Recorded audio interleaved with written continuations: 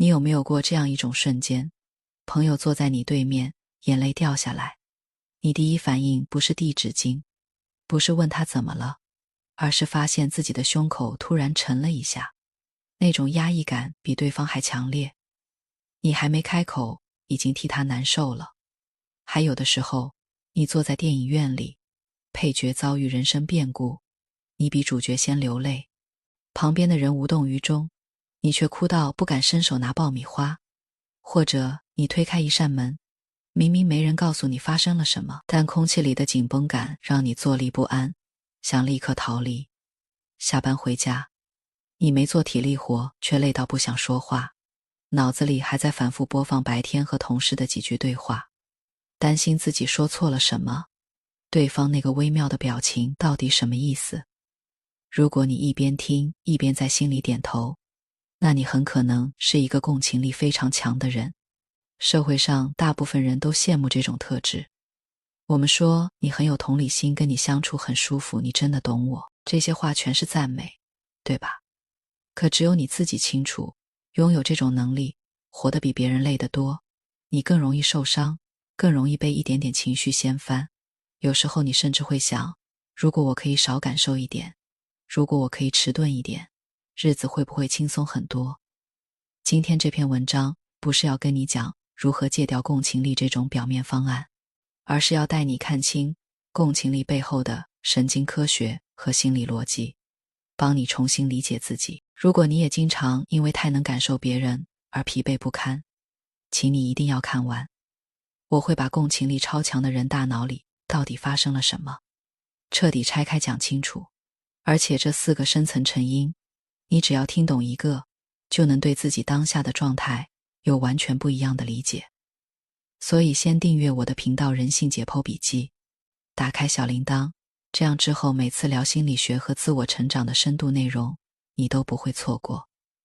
好，我们直接进入正题。很多人觉得共情是一种选择，我愿意去理解别人，所以我去感受他。但神经科学告诉我们，完全不是这样。共情是一种自动发生的神经反应，你根本来不及判断，你的大脑就已经在模拟对方的内心状态了。这件事要从人类大脑里一种特殊的神经元说起，叫做镜像神经元。这个概念最早是上世纪90年代由意大利帕尔马大学的神经科学家贾科莫·里佐拉蒂的研究团队意外发现的。他们当时研究猕猴的运动皮层，想搞清楚猴子执行特定动作时哪些神经元被激活。结果他们发现一件非常奇怪的事，当猴子自己伸手去抓花生，特定区域的神经元当然会放电，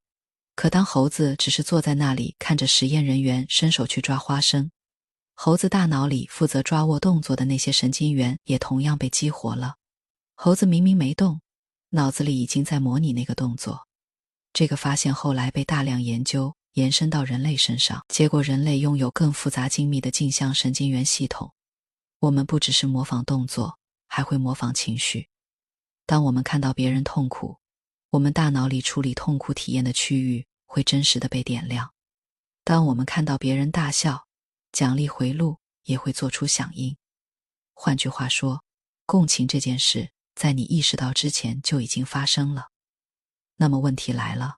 所有人的镜像神经元系统灵敏度都一样吗？当然不是。有些人的神经系统就像一台天文级别的精密仪器，对任何微弱的情绪信号都能捕捉清楚，反应强烈。而有些人的系统相对迟钝，需要非常明显的信号才会被触发。共情力超强的人，毫无疑问属于前者，你天生就是一台高灵敏度的情绪接收器。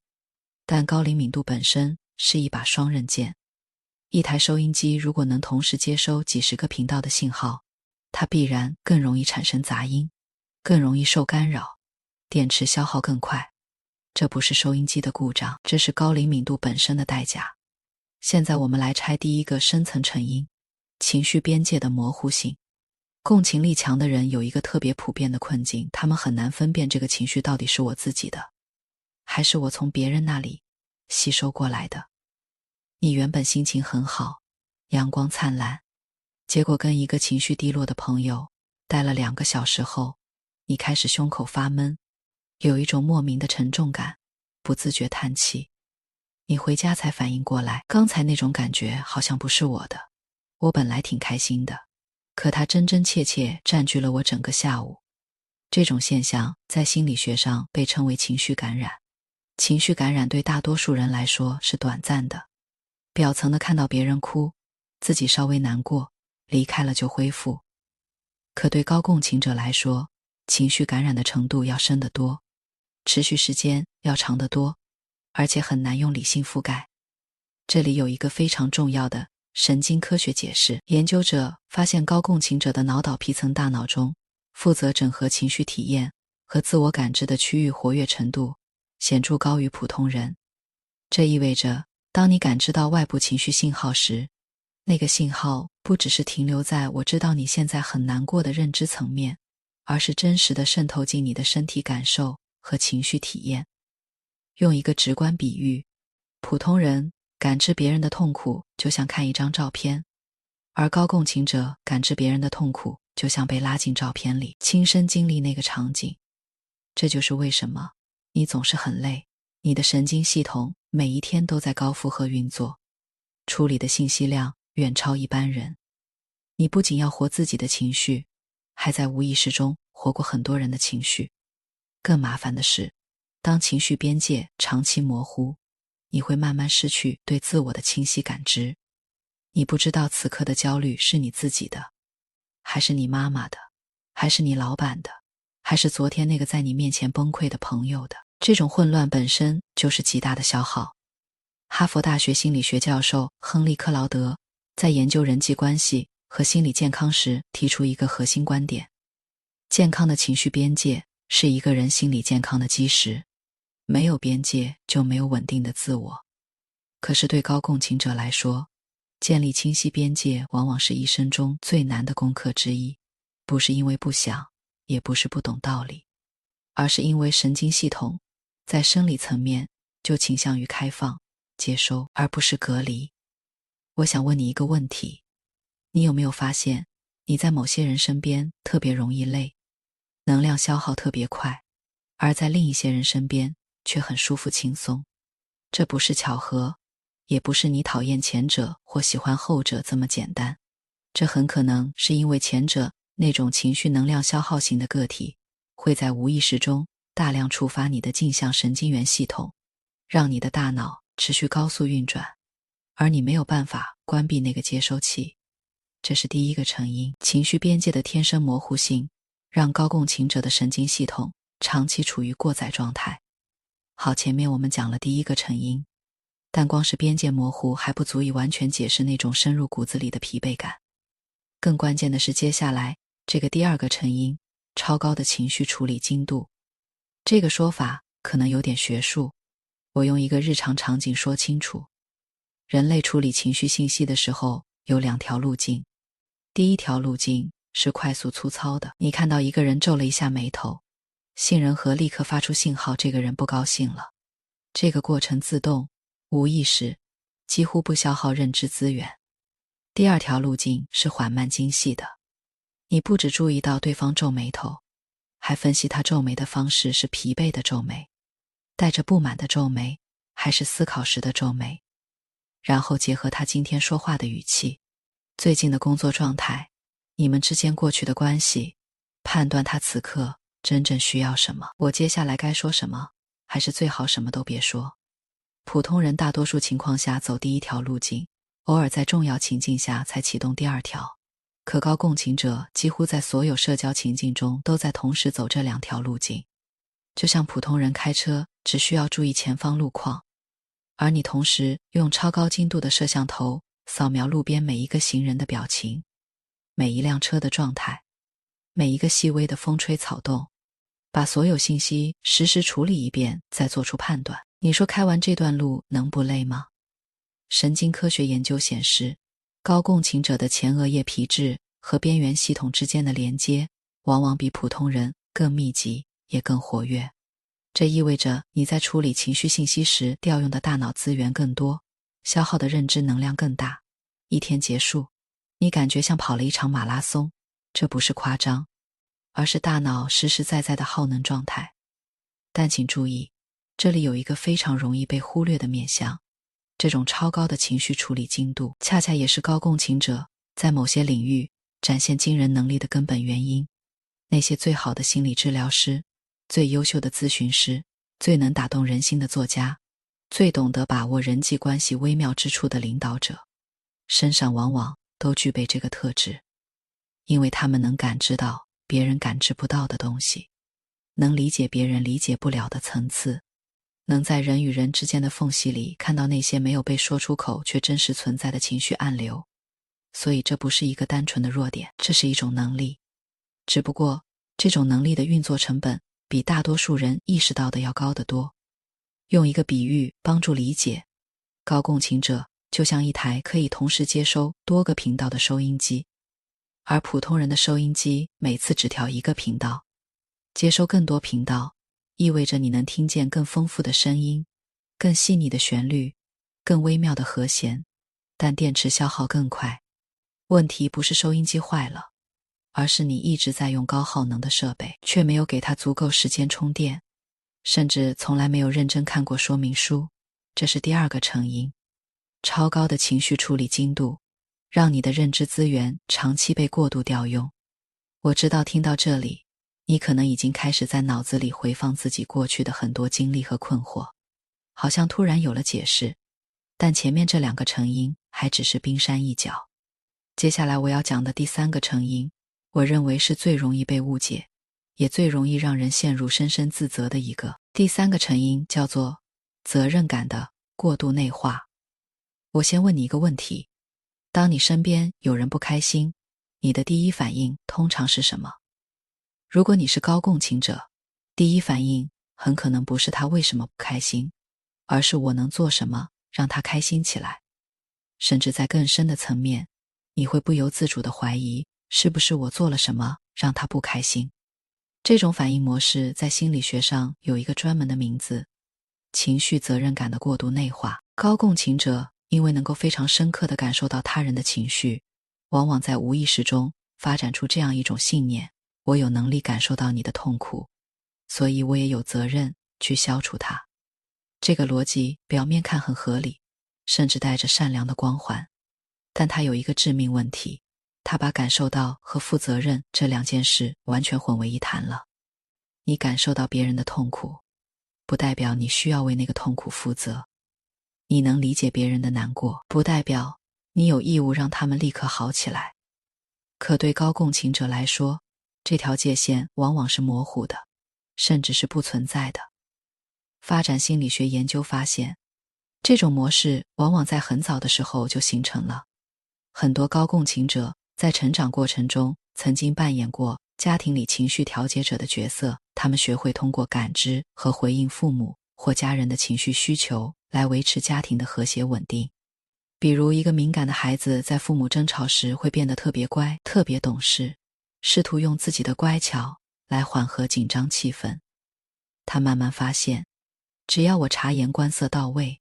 只要我及时安抚，只要我让大家都舒服，这个家就会安全一点。这个模式一旦形成，就会自然而然延伸到成年后的所有人际关系里。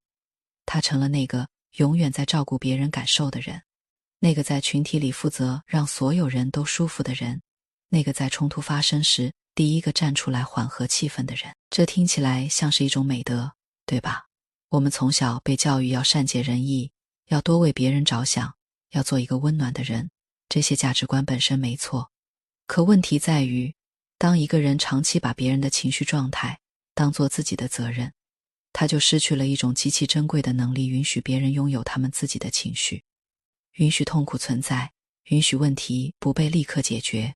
允许别人自己去面对和消化属于他们自己的东西。更重要的是，这些人往往忘记问一个最基本的问题，那我自己的感受呢？我自己的需求呢？美国心理学家苏珊·福沃德在他的研究中描述过一种状态，叫情绪劳动过载。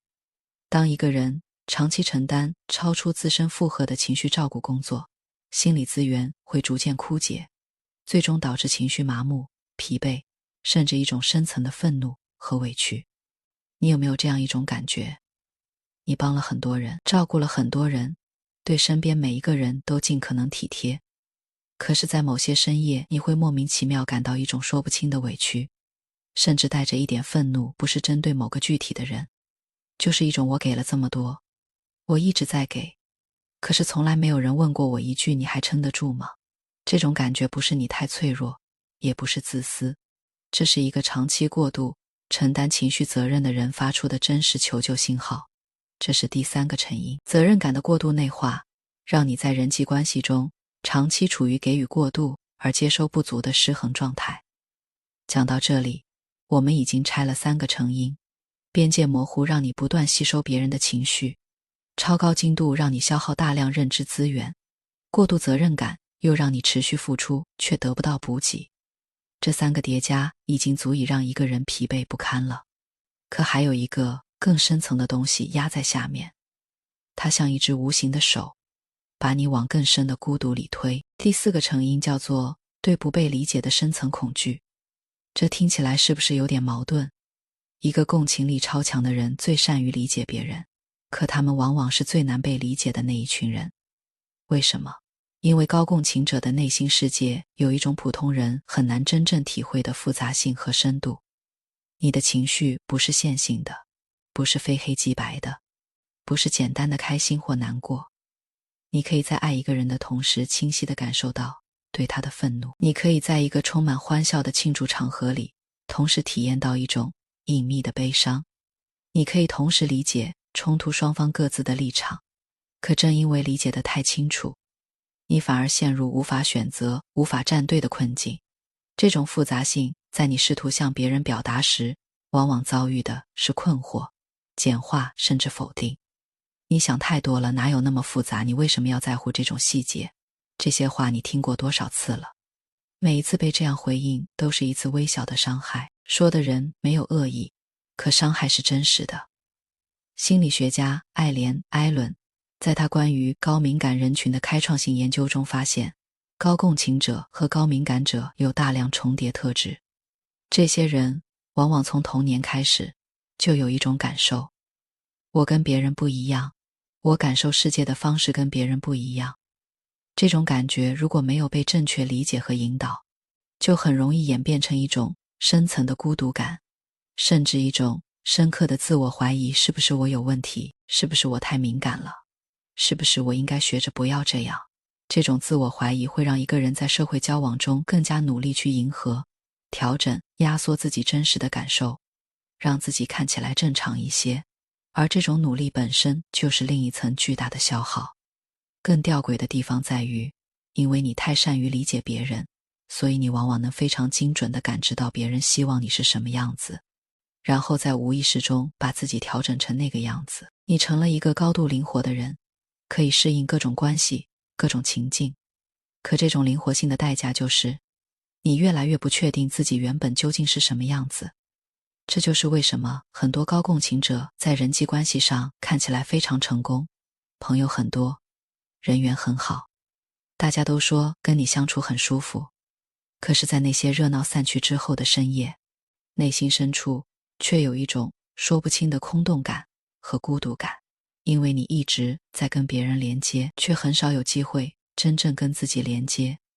神经科学家安东尼奥·达马西奥的研究提供了一个非常有趣的视角。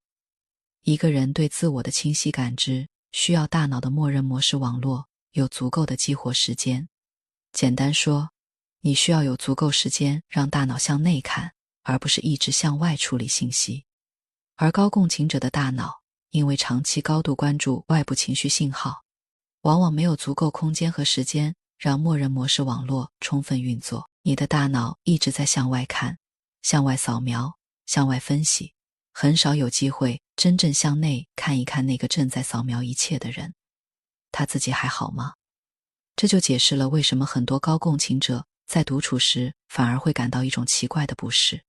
他们太习惯通过感知他人来定义自己的存在感，一旦外部没有了情绪信号，反而不知道自己是谁了。这是第4个成因。对不被理解的深层恐惧以及由此衍生的自我迷失，让高共情者在拼命追求连接的同时，却离自己越来越远。好，4个成因都讲完了。这个时候，我想请你做一件事，我想让你重新看一眼这4个成因，但这一次请你换一个角度去看，不要再用这是我的问题，这是我的缺陷，这是我需要改掉的毛病这种眼光，而是试着用这是我的神经系统的特性，这是我天生携带的配置，这是我之所以成为我的基础这种眼光去重新审视它们。情绪边界的天生模糊性，意味着你的神经系统天生就是开放的，你有能力真实的感知和接收他人的情绪状态，这不是软弱，这是高度连接能力的基础。如果没有这种开放，你不可能走进别人的内心。超高的情绪处理精度，意味着你的大脑在情绪信息的处理上拥有普通人没有的深度和细腻度。你能看到别人看不到的层次，能读懂那些没有说出口的潜台词，这是深度理解他人的能力基础，是你在某些领域能够做到顶尖的根本原因。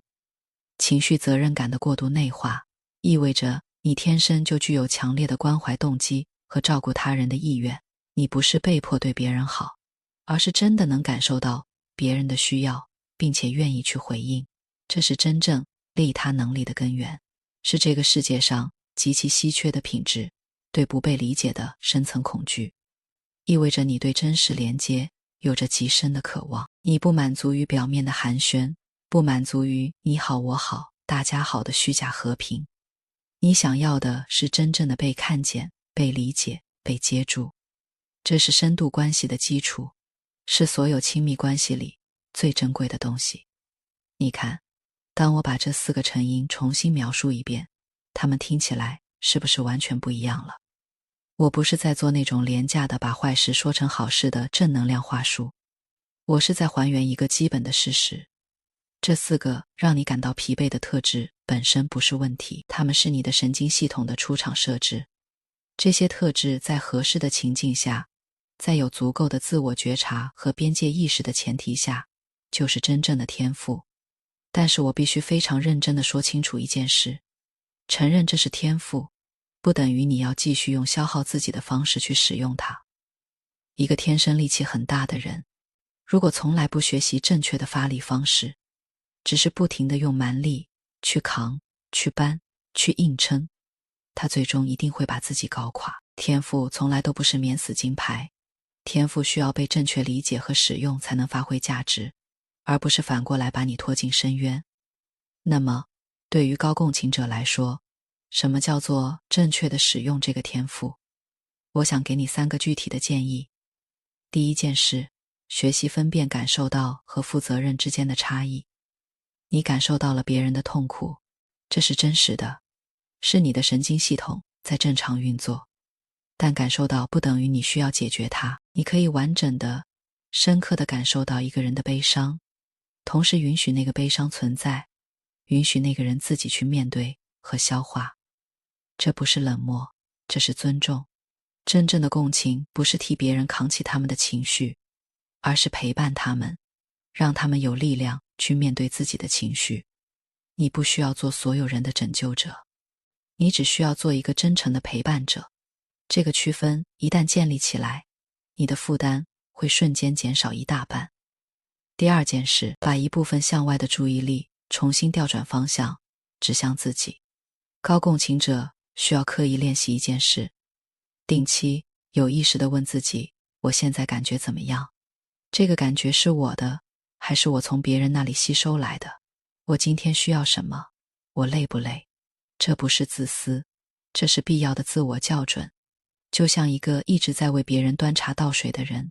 偶尔需要坐下来喝一杯水，确认一下自己是不是还站得住。神经科学的研究告诉我们，这种向内的注意力练习可以通过冥想、正念，甚至只是每天独处时的自我反思来实现。它不只是让你在心理上休息一下，而是在神经层面真实地帮助你的大脑重新校准和恢复。你不需要做很长时间，每天10分钟就足以让你的默认模式网络开始运作，让你重新找回那个被淹没在别人情绪里的自己。第3件事，也是我认为最重要的一件，找到能够真正理解你的人。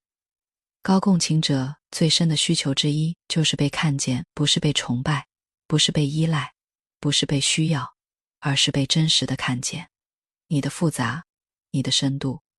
你那些说不清楚的矛盾感受，被一个真正懂你的人稳稳地接住。这样的人可能不多，你可能需要很长时间去找到他们，但他们一定存在。不要因为习惯了付出，就忘记你也有接受的需要。不要因为害怕不被理解，就把自己关在一个安全的壳里，去尝试，去表达，去筛选，去靠近那些让你感到放松、感到安全、感到不需要伪装的人。一段好的关系不会让你持续消耗自己，它会让你在被看见的同时也看见自己。我想用一句话来结束今天的讨论：共情力强不是你的负担，它只是你还没有学会如何携带它。当你学会了携带它的方式，它就会从一个让你疲惫的重量，变成一种让你走得更深、看得更远、连接得更真实的力量。那些让你感到累的特质，它们的另一面是你能够做到很多人做不到的事情，真正的进入另一个人的内心世界，真正的理解那些说不出口的痛，真正的在人与人之间搭建那种不只是表面客套的连接。这个世界需要这种能力，需要你这种细腻、敏锐、柔软的感知力。但是在给予世界之前，请先给予自己同样的理解，同样的温柔，同样的允许。如果你听到这里，觉得自己终于被说清楚了，或者对过去很多年的困惑有了一种全新的理解，我希望你可以把这篇文章分享给你认识的那个也许一直在默默承担太多的人，也许他们也需要听到这些话，也许他们正在寻找一个答案。另外，我很想在评论区听到你的声音。你觉得自己在生活中是那个经常吸收别人情绪的人吗？有没有哪一刻你突然意识到，原来那不是我的情绪，是我捡来的？或者你有没有什么独家的小方法用来保护自己的情绪边界？分享出来，或许你的方法就能帮到另一个正在挣扎的人。别忘了订阅人性解剖笔记，打开小铃铛，我们每周都会在这里深入聊一个真正值得聊的话题。我是人性解剖笔记的主理人，下一篇文章见。